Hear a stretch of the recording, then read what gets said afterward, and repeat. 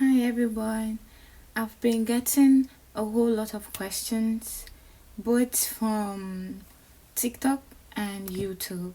So I'm going to be answering those questions. I'll try as much as possible to make the videos short and direct to the question. So the first question I'll be answering is embassy track, university track. I've had a lot of questions. Which one is the best? Why did you choose university track and not embassy track? Please, can you explain embassy track, university track? I don't understand. Why can't I just apply? Which one is there's this track, there's that track? I'm confused.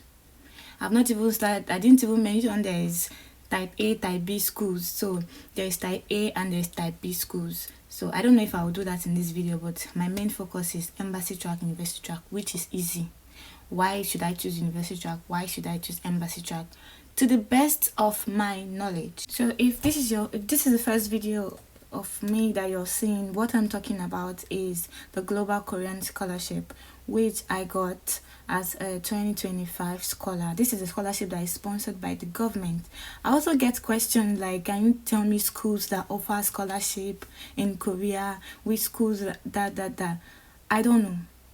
I didn't get my scholarship from my school. My school didn't give me a scholarship. The government is paying my school fees. The Korean government is paying my school fees and other scholars' school fees. They pay your school fees, and then they give you stipend for your rent and your feeding. So I don't know about other schools and scholarships or other forms of that scholarships. I think there's KAIST and the rest, but what I know is the one I applied for. So I'm not a travel agent or consultant. This is the only thing I can do. And then what you can do for me in return is to share my posts, subscribe. When you share my posts, so share to your friends, share to your page, and subscribe. That's the only thank you can give me. And then ask your questions in the comment section. Whenever I say the time, I'll always reply. So let's get straight to the point. Make sure you subscribe. So in the Global Korea Scholarship application, there are two tracks, the embassy track and the university track. This is just a means of application. There's no big deal, just a means of application. Embassy track means that you would apply through embassy, through your country's embassy, the Korean embassy in your country, not your country's embassy, the Korean embassy in your country. Like I'm Nigerian, I applied to the Korean embassy in my own country, Nigeria, which they are mostly represented by KCCN, Korean Cultural Center in Nigeria. So you apply through them. They are the ones that will send your documents to Korea, not you.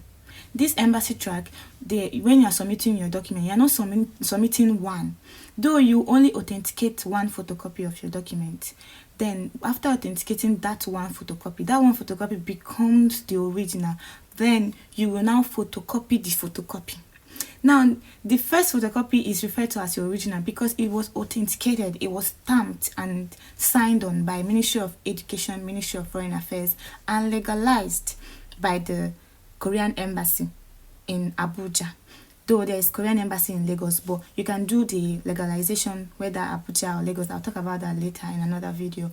But then we're talking about the tracks now. So but you can only authenticate in Ministry of Education and Foreign Affairs in Abuja, no other place. I've been getting this question and I keep saying it over and over. So that photocopy that has gone through all those processes, you photocopy it into 3 places. Now the documents are now 4. So the 4 documents, you put it together in one envelope.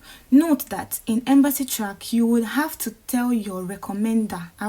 There's a video, in my short videos where I talked about recommendation letter and how to get it, so you can go and watch it.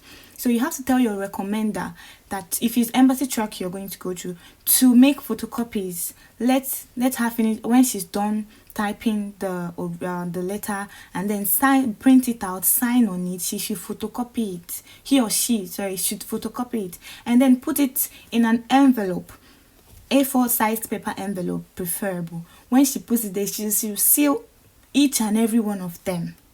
She should not put everything together, each one envelope, and then seal each and every one of them and sign over each and every one of them, writing original on the original one that her signature is on. You should write original there. So the main thing is that the document has to be four documents, one original. That original that I'm talking about, as aside the recommendation letter, the original I'm talking about is photocopy. Don't go and send your original document, they will not give you back. It's photocopy that has been stamped and signed on. That is your original. Then you carry these four documents and go and submit it. Once the application, this thing is open, it's when the application is open that you will find the application form anyways. So when you are done going through all this process, you pack everything together, go write your name, and or go to the, if you're from Nigeria, go to Abuja, the Korean Cultural Center in Abuja. I don't know if there's Korean Cultural Center in Lagos, but I think there should be. Yeah, there is. But then I'm talking of what I know. You take the document and submit it there at the Korean Cultural Center in Abuja. Once you submit it, they'll tell you, bye, you've done all you need to do. The only thing that is left for you now is, if you're a Christian or if you're a spiritual person, you pray and hope and keep learning the Korean language, or keep practicing and wait for your interview. Now, the embassy track, the problem or the difficult thing in the embassy track is that they only pick one person that is from Nigeria. Like, I'm talking of undergraduates. For masters, I think they pick 6 persons, but for undergraduates they will pick one person. Now, before they pick one person, after you submit, you start looking forward to their page to see if, for when they will bring out the list of people that passed, they will only bring out the names of 6 persons. They will choose 6 persons. When they choose that 6 persons, you will have to go to Abuja. If you don't stay in Abuja, go to their office. They'll send you the date for the interview. If you are choosing, there's just 6 persons for undergraduates. I think 12 or 11 persons for masters. Then once they bring it out for embassy track, you go the dates for the interview, you go to the office and attend the interview. After the interview, I think they will now narrow it down, probably 3 or something. Is that one that they have narrowed down after interview, those 3 I'm not sure, but then they will now choose lesser people for both masters and undergraduates. Then those people that they were chosen, they will now, let me say the undergraduates, they chose 3 persons after the interview.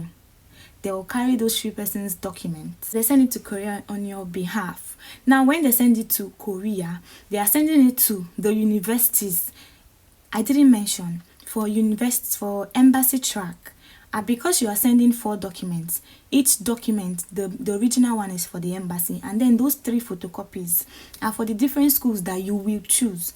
One has to be a type B school. How do you choose a type B school? Once the application is out, you will see the application guideline and you will see a list of schools. Then you will see type A, these are the schools. Type B, these are the schools. You can choose 2 type A schools and 1 type B school. Now, the type A schools are probably the high-rated schools. There's something called SKY in Korea, which stands for Seoul National University, S, K, Korean University, and the Y, Yonsei University. These are like the top universities which are hard to get in. But then it doesn't mean that you cannot get in if you have good results and good personal statements. So you have to choose. There are other type A universities. I just mentioned this one because they are more popular, SKY. So there are other type A universities. You can choose 2 type A universities, but you must choose 1 type B. Type B universities are kind of more lower universities or college. So you now choose type B university. You must choose 1 type B. You can choose 2 type Bs and 1 type A, but the main thing is that type B must be there and type A. So after your documents you've gone through the interview, and then the embassy now sends your document to Korea. They are sending it to those schools you have chosen. So it's either then you wait. So now the schools will contact you. Some schools, they don't care about interview again. They just, if you pass the document screening by the school, they'll forward your document to NIED. Some schools will send you an email to schedule a Zoom meeting, a Zoom online interview, and some wouldn't. So, but the main thing is that whether they do an interview for you or not, but once you pass, they will email you that you've passed and your document has been sent to NIIED, the National Institute for International Education. I don't know if I misplaced the II, but then it's just the institute that was created by Korea to handle this particular scholarship and maybe other things. So once they now send your document to NIED for Nigeria, once they have sent your document to NIED, even if you are three, there are 3 documents they sent, or there are 11 documents they sent, maybe for masters, they will for undergraduates, they will only choose one person. NIED will choose one person, and then you will now wait for the list, the second round list. That is what is called, that second round list. I think you wait for the list from NIED for embassy track. I didn't apply for embassy track. I'm only speaking based on what I've gathered from people that did. So now you would follow the due process. These are the processes to pass. Once you get to that level where your NIED has chosen, you just have your rest. So let's go to the next one, which is the university track. The track I applied to. So the university track, it's a little bit easier or more straightforward. Here in the university track, you choose a school. You are not choosing 3 different schools and waiting for the one that will choose you. You are choosing only one school. You're only permitted to choose one school. You cannot submit to 2 different schools. If they find out, they will terminate the whole scholarship, or they will just remove you entirely. So, and once you're found in that kind of situation, you might not even apply the next year or next 2 years. So you just have to be careful and follow the rules. This country is kind of strict on rules. University track, once you choose the university you want to go, it could be a Sky University. If you believe in yourself too much and you think you can get into a Sky University, you can apply. But the most important thing is not about the Sky or no Sky University. It's about choosing a university that is focused on what you want to study, that is more direct on what you want to study. There are universities that offer so many courses, but once you look at, maybe you want to study music and you see that they are not really focused on music area, it might affect you. Or you want to study fashion, you see that they are not, or you want to study artificial intelligence, you have to choose a school that is where your research comes in. You browse about the school, you email them, you question, check if there are students in the school that create content, ask them questions, or check this YouTube channel that you're watching now, you check and ask questions, right? There are some creators that are in different schools creating content about the school, so you ask questions. So once you found the school, if you're having some doubts, email the school.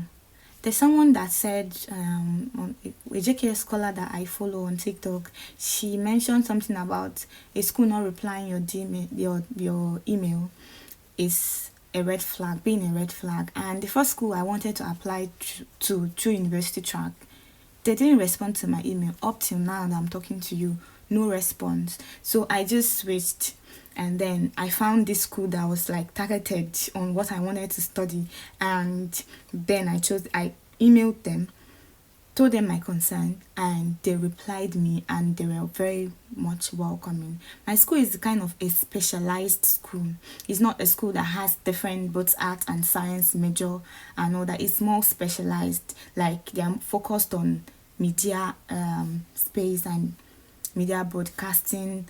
The name of the school, Korean University of Media Art. So I knew that, okay, this is the part I want to now go to. So I emailed them. So when I emailed them, they replied me and gave me straightforward answers. And then I started preparing my document. Before now, my personal statement and all those ones have been prepared. My document has been authenticated and all of that. So I packaged my document with all the whole, I don't even want to get into the whole story of what happened and how God came through for me. But then my point is, I packaged my document, went to DHL. If you're in Nigeria or maybe some other country, you might know what DHL is, a transporting company. Then I went there and they shipped my document to Korea. I emailed my school, my document has been shipped. When they received it, they emailed me back, they have received it. So once you send your document to your school, they will tell you they have received it. Make sure you send it before the deadline. There's always a deadline for each school. I submitted my document almost late because I got to know about the school after, like, almost when the deadline was closed. So when you submit, make sure they get it before the deadline. If they don't get it before the deadline, make sure that they are aware that it's on the way and they have responded to you that it's fine if it's 1 day late or something. But try not to submit late because it's a disadvantage, trust me. So after I submitted my document, after you submit, you send your document, they will do document screening. I'm talking of university track. They'll do document screening and they'll email you if you pass the document screening. Once you pass the document, they'll email you and the other students from different parts of the world that pass the document screening. Then you guys, they'll schedule a Zoom date for you guys and for you and tell you the time. So if they tell you the time in Korea, you have to look for the time in your own country and time zone. So get ready for the interview. So in the interview, they ask you questions. I'm not about to talk about interview questions. If you want to know, let me know in the comment section. So they ask you questions, and after the interview is done, if you pass, maybe in 3-4 days, depending on your university, they will email you passed your interview stage, congratulations. After the interview stage, if you pass the interview stage, they'll gather your document and now give it to the same NIID. The main thing is, after all this screening, whether embassy screening or university screening, the final say is the NIID. Once they submit your document NIID, you would wait for NIID screening. NIID screening, the result is going to come out publicly. They are not sending you email. They might send you a mail, but the result, the second round result from the NIID, that's second round result, it might not contain embassy track in it, but then the second round result is, I think, is mainly for university track students. You will see it at the studyinkorean.kr.com. Maybe I will put the link here on the screen so that you see it. So that is where the results will come. You keep checking, and it can be so you would be so tensed at that period, but then you just check, and once your name is there, when I saw my name there, like my friends who attest to this, they were telling me, congratulations. I said, no, there is a final list that is coming. It's until that final list comes out that I will rejoice. You're like, if your name is here, it will be on the final list. Relax. I just couldn't relax. So, but then, according to what they said, if it's in this list, then it will be in the final list, and that was what happened. So, and then you wait for the final list, which is in the next year. All these things I'm saying, this whole application happens from September to December. But the final list, combination of university track and embassy track successful candidates in one file, is in January, maybe first, second, or third week, depending. And after the final list is out, that's where they'll send you your letter of invitation from the Korean government, and it's that letter of invitation that you will take to the embassy for your visa. So you go to the embassy. Now the Korean government have informed all the countries, like the eligible countries, to make visa application easy. Someone asked me, how did you answer your visa question? How did you pass your visa interview? That stress is not for GKS students. Like, everything has been made easy for you. I've not heard or seen any GKS student after passing the scholarship that didn't get to get a visa. It's rare, unless maybe they found out that your documents were forged and all that were fake, and then, but mostly you would always pass you always get your visa approved. So when I got to the embassy, I said I want to apply for visa. They told me all the requirements, the medicals, the documents to print out and fill, and then I did all that, and I also told them it's JKS, and they said, where is the invitation letter? I gave it to them. That was just it. I submitted all these things, and in few days, like, I got my visa approved. I came, and then I collected my visa approval form, and that was it. My school booked my flight, and now I'm here. So I don't know if I said that you only authenticate, once you authenticate that photocopy of your document for university track, just one, no need to photocopy, unless you just want to photocopy and keep for yourself. But you just authenticate one photocopy. That's photocopy that is I refer to as original. You don't need to now photocopy it again, just one. That is that one that you package and submit. I already mentioned all the documents needed in my first video. If I didn't mention it, please let me know in the comment section. And for those asking me, do you pay your flight, do you pay for visa, all this is a full funded scholarship. it's a full funded scholarship, and the way it is, you don't have to pay for it. The only thing you pay for is during your authentication and document preparation. You pay for those ones. I will still do a video. I think someone in the comment section asked me for more explanation on the authentication processes.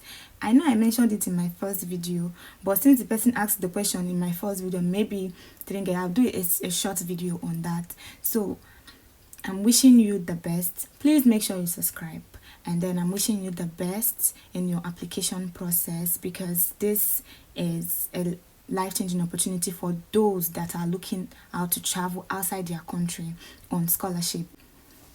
Make sure you share, like, and comment your questions here. This is the only way you can encourage me to do more. Bye.